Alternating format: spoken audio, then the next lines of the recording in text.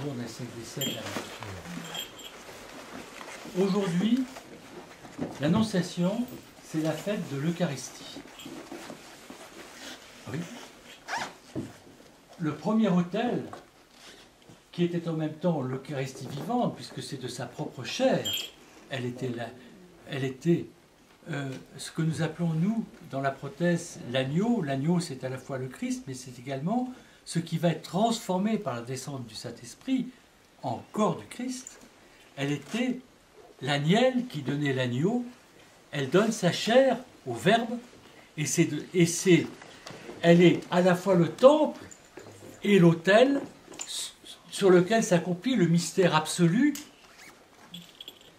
de l'incarnation du Verbe chair, et ce Verbe chair en elle, c'est la première Eucharistie vivante. Et la Mère de Dieu nous apprend un immense mystère, qui est le mystère central dans l'Église orthodoxe, qui s'est établi depuis le désert, parce que si on regarde dans les écrits des premiers siècles, les ascètes du désert murmuraient inlassablement le nom de Jésus. La première personne humaine à avoir murmuré le nom de Jésus, c'est la Mère de Dieu, lorsqu'elle devient la Mère de Dieu. Qu'elle n'est pas simplement la Vierge Marie, qu'elle devient la Théotokos, la génitrice de Dieu. En grec, c'est un mot plus fort que mère, c'est le mot génie. On devrait dire la génitrice de Dieu. Et lorsque l'ange lui annonce que le fils qu'elle va concevoir sera appelé Fils de Dieu et que son nom sera Jésus, dès que l'Esprit Saint conçoit à la fois dans ses entrailles, dans son âme et dans son cœur le Verbe Saint, elle murmurait dans une inlassable et incommensurable et amoureuse, mais dans le sens éros plus qu'agapé, mais l'éros pas dans le mot dévoyé par notre temps, mais le mot des pères de l'Église de Saint-Jean de Nice, qui définit l'éros comme l'amour le plus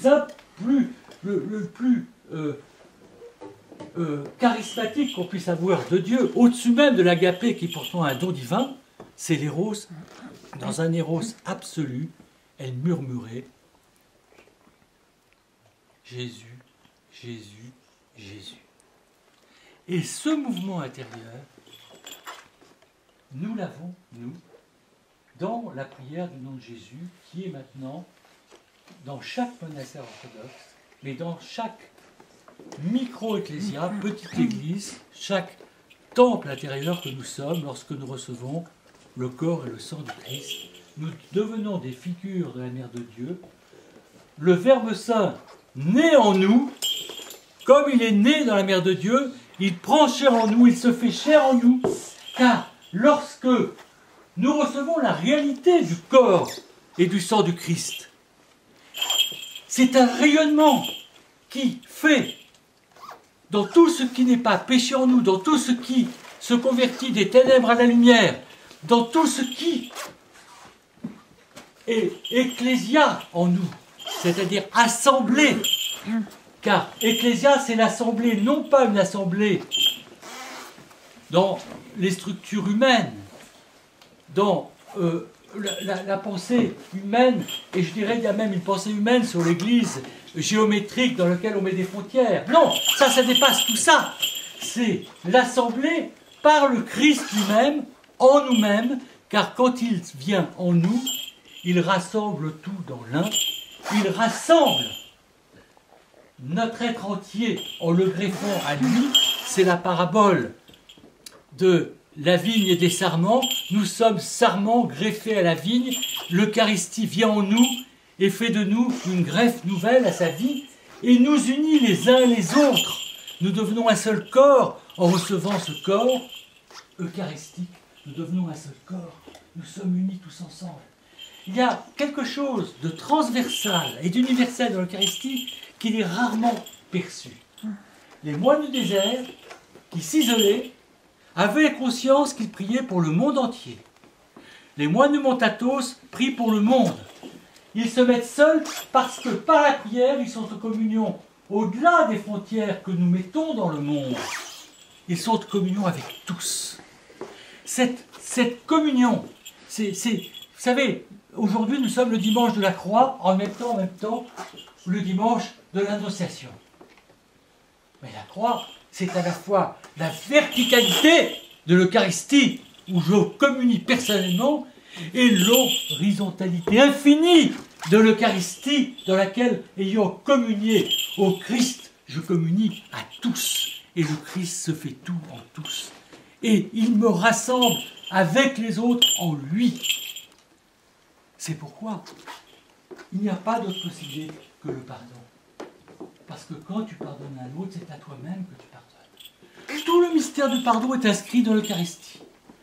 Quand le Seigneur dit remets-nous de nos dettes, il nous fait dire remets-nous de nos dettes comme nous remettons à nos débiteurs, c'est à la fois la verticalité, il nous remet de nos dettes, et l'horizontalité, comme nous remettons à nos débiteurs. C'est la croix. Dans ce mystère de l'Eucharistie, qui est, car on ne le dit pas assez, l'Eucharistie, c'est pour la rémission des péchés.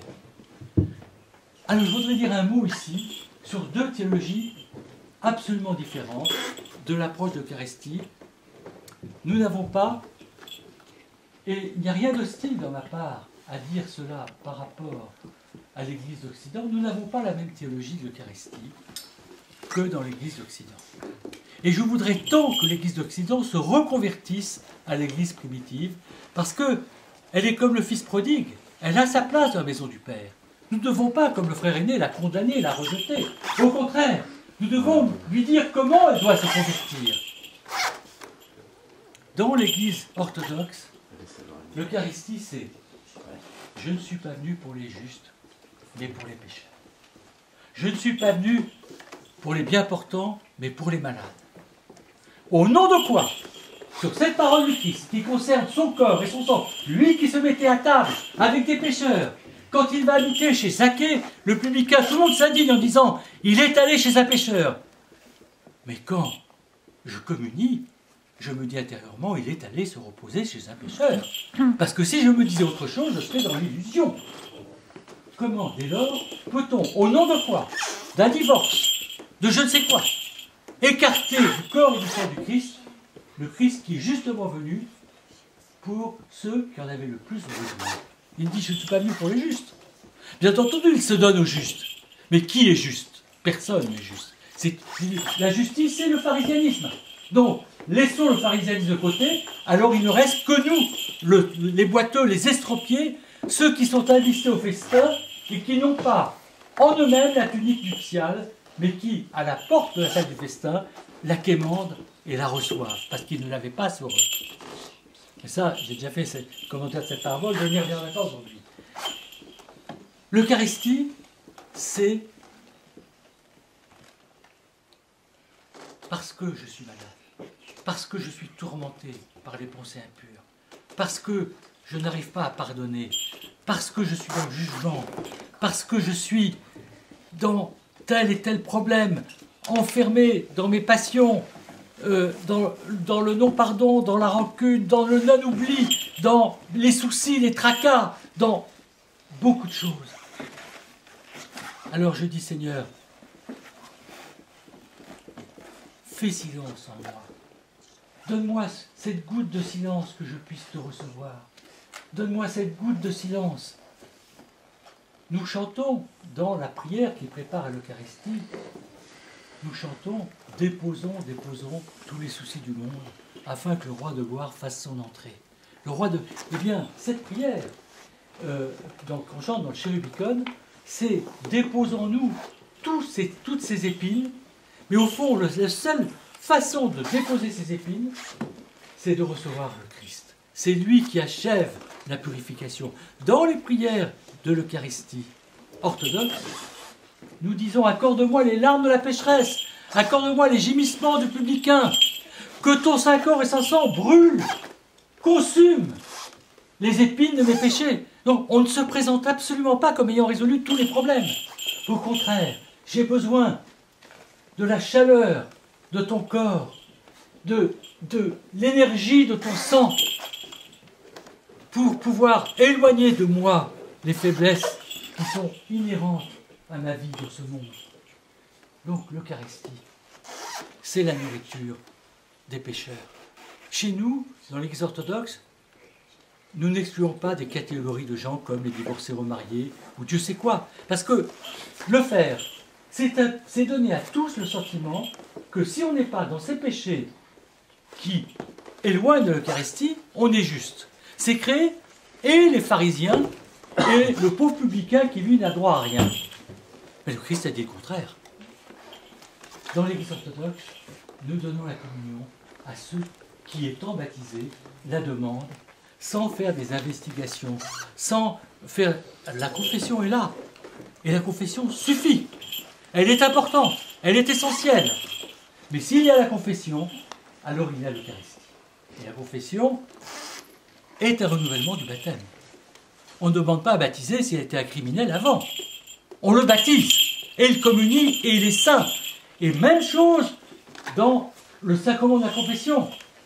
Il est saint dès lors qu'il se confesse, qu'il reçoit l'absolution. Il parachève la sainteté en recevant les forces de lutter contre le péché. Car l'Eucharistie, sans l'Eucharistie, nous sommes sans force.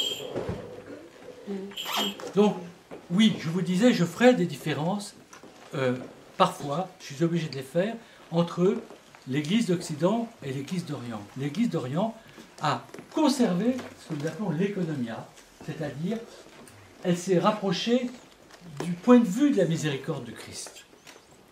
Voilà ce que je voulais vous dire aujourd'hui en vous disant que laissez naître en vous, comme la Mère de Dieu a reçu en elle aujourd'hui le Verbe chair, laissez naître dans cette Eucharistie que vous allez recevoir le Christ en vous. Et quand vous l'avez reçu, murmurez intérieurement son nom. Jésus, Jésus, Jésus. Glorifions le Père, le Fils et l'Esprit Saint, seul Dieu dans tous les siècles des siècles. Amen.